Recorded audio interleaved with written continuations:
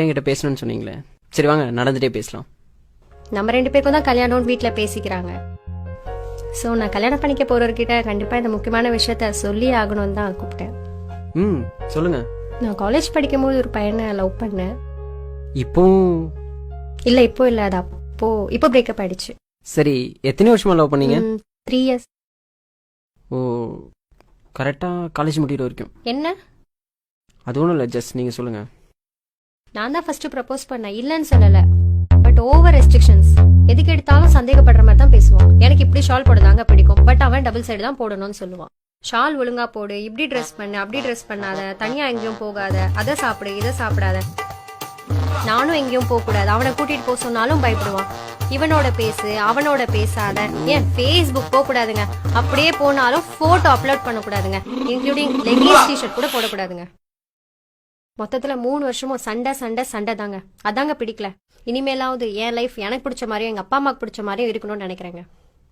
பா, உண்மையிலேயே சூப்பருங்க. என்கிட்ட, அதாவது உங்கள் லைஃப் பார்ட்னர்கிட்ட இதை பற்றி சொல்லணும்னு நினச்சிது. இதை நீங்கள் என்கிட்ட சொல்லாமல் மறைச்சிருந்துருக்கலாம்.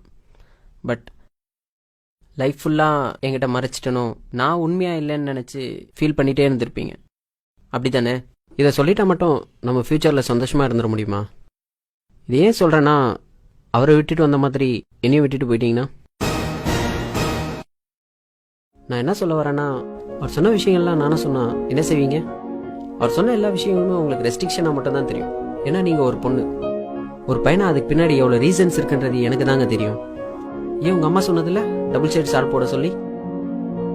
நீங்கள் போட்டு போகிற ட்ரெஸ் எல்லாம் பார்த்தா பசங்க எப்படியெல்லாம் பேசுவாங்கன்றது ஒரு பையனா எனக்கு தாங்க தெரியும். நீங்க பாக்குற விதம் தப்பா இருந்தா அதுக்கு நாங்க என்னங்க பண்ண முடியும்? பசங்கனாலே தப்பானவங்க தானே, தப்பா தானே பாக்குறீங்க.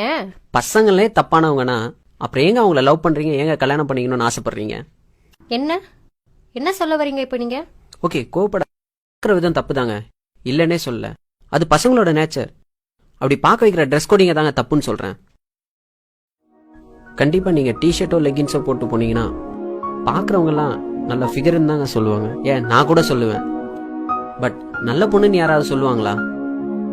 பொண்ணுங்களுக்குன்னு ஒரு ரெஸ்பெக்ட் இருக்குங்க, அதை நீங்க புரிஞ்சிக்கவே மாட்டேங்கிறீங்க. இப்போ கூட அவரை பிடிக்கலன்னு என்கிட்ட எதுவுமே நீங்க சொல்லல. அவர் சொன்ன அட்வைஸை தான் நீங்க பிடிக்கலன்னு சொல்றீங்க. ஆர்கியூ பண்ணா போய்கிட்டே தாங்க இருக்கும். லாஸ்டா ஒன்னே ஒன்று மட்டும் சொல்லிக்கிறேன். அவனுக்காக நான் ஏன் பண்ணணும்னு நினைக்கிறத விட அவனுக்காக நான் பண்ணாம வேற யார் பண்ணுவாங்கன்னு நினைச்சு பாருங்க. லவ் உண்மையிலேயே சூப்பரா இருக்குங்க. எல்லாமே சொல்லியாச்சுன்னு நினைக்கிறேன். நீங்க கிளம்புங்க. பாய்.